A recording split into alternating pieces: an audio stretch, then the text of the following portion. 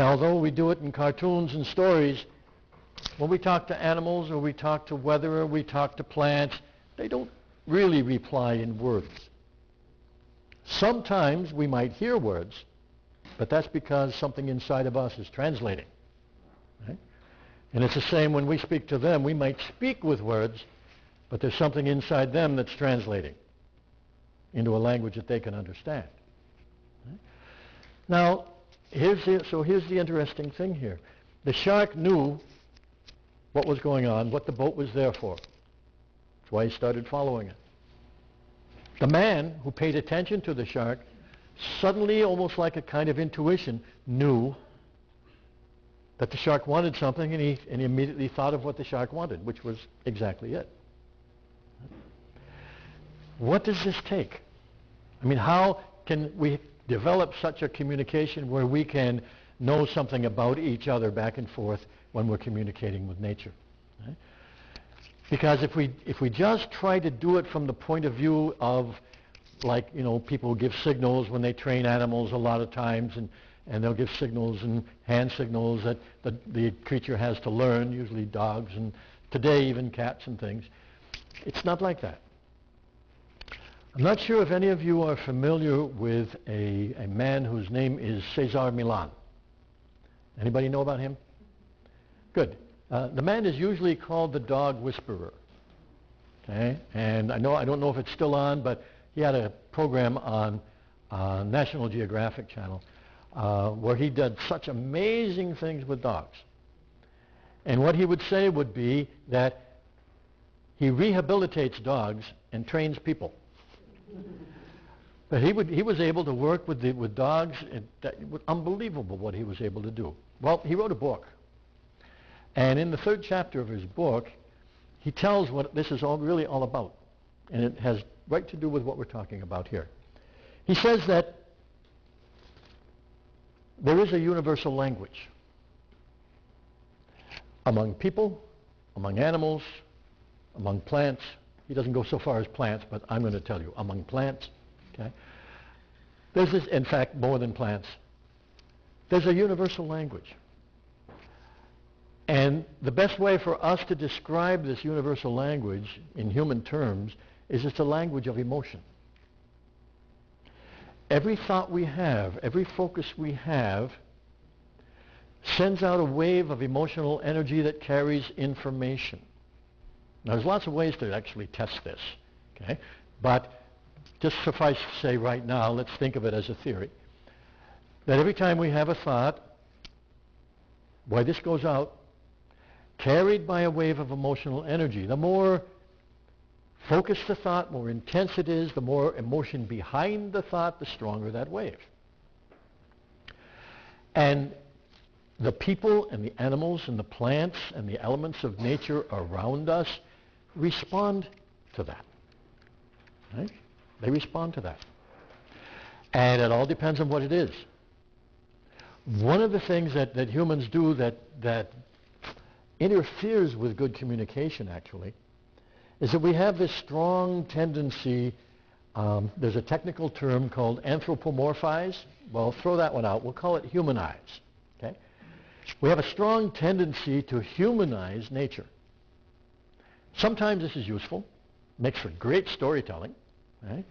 And sometimes it's even useful for being able to begin a communication, but you're never going to get any deep, good communication unless you remember that animals and plants and the elements are not human.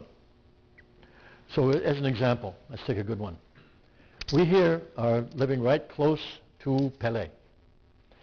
And don't forget, in Hawaiian language, Pele means molten lava. Okay? That's Pele. Okay? So anyway, we are here, and Pele responds to human emotion very strongly. But what a lot of people do is think when she erupts, she's angry. No, she's erupting. That's what Pele does. Okay? One of her behaviors. Okay? It has nothing to do with anger in human terms. And if Pele comes down the mountain and runs over a house or a village, it's not because she's angry, it's because she was there first. And she's going to run wherever she feels like it, feels the need to, And if human beings are so brave that they want to build their houses in the right where she flows, why, she doesn't really care. Okay? So she's not trying to hurt us. But if we get in her way, we can get hurt. Right? It's simple as that. It's not on purpose. Gravity's not there to cause us pain, but we step off a high building or a cliff, we're going to fall and get hurt. Not because gravity doesn't like us or the earth doesn't like us, but because that's just behavior. Okay? So one of the things this brings us to is part of the skill of communicating with nature is getting to know it. Getting to know it. And the more you can learn about a particular part of nature that you're interested in, whether it's dogs or cats or pigs or plants or weather or clouds, whatever it is, the more you learn about it, the more you incorporate a pattern that enables communication better. Let's put it in real simple, modern technological terms. When you have a master mechanic who really knows engines inside and out, that person can listen to an engine and tell you all kinds of things that are happening that other people, without that familiarity, do not pick up. And I've watched this in operation, and it's not a logical thing. It's not a logical thing. He listens, and there's an intuitive knowing bolstered by the pattern of knowledge he already has, okay, that gives him information. Same thing happens if you work with plants a lot, if you work with computers, if you work with cars, anything that you really get to know. If anybody's in here as therapists who works with people, you may know that sometimes you're working with a client and suddenly you know exactly the thing to say, exactly what that person needs, and it doesn't come from any logical analysis. Okay? It comes through, in the theory that we're talking about, it comes through this emotional connection.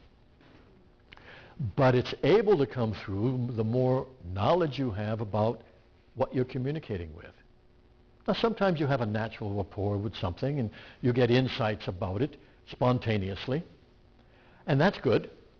But it's like a little window of opportunity opens up and, oh, wow, that's good. But when you really get to know more knowledge about something, then it happens any time you want it to happen. And that's a big difference. Right? You'll have a natural talent for it, and it'll happen occasionally.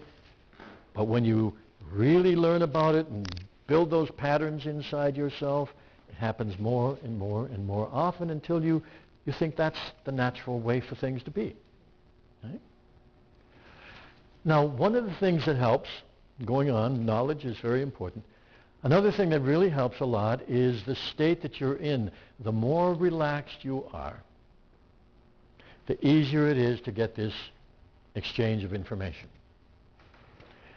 The more tense you are, the more focused you are on something else, the more you're blocking a large part or sometimes all of the information. Right? So tension is a big, big factor in being able to communicate better. Right? It's a very important thing.